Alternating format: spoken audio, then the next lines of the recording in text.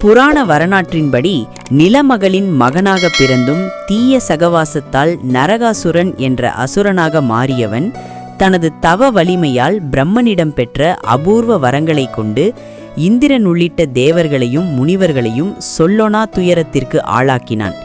மேலும் பெண்குலத்திற்கே பெரும் இழுக்காக 16,000த்திற்கும் மேற்பட்ட பெண்களை சிறைபிடித்து வைத்ததோடு தேவர்களின் அன்னையான அதிதியின் காதணிகளையும் திருடிச் சென்றான்.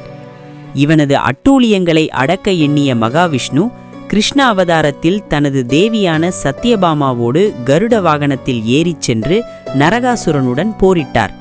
போர்க்களத்தில் கிருஷ்ணர் மயக்கமுற்றது போல் நடித்தபோது வீராவேசம் கொண்ட சத்யபாமா தனது வில்லால் நரகாசுரனை வதம் செய்தாள்.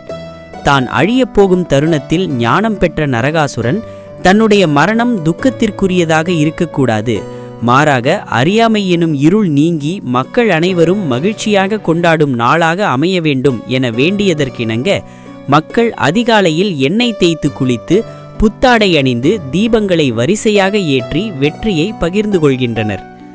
தீமை எவ்வளவு பலமாக இருந்தாலும் இறுதியில் நன்மை மட்டுமே வெல்லும் என்பதையும், அகங்காரம் அழிந்தால் மட்டுமே ஆத்ம ஒளி பிரகாசிக்கும் என்பதையும் இந்த திருநாள் நமக்கு விளக்குகிறது.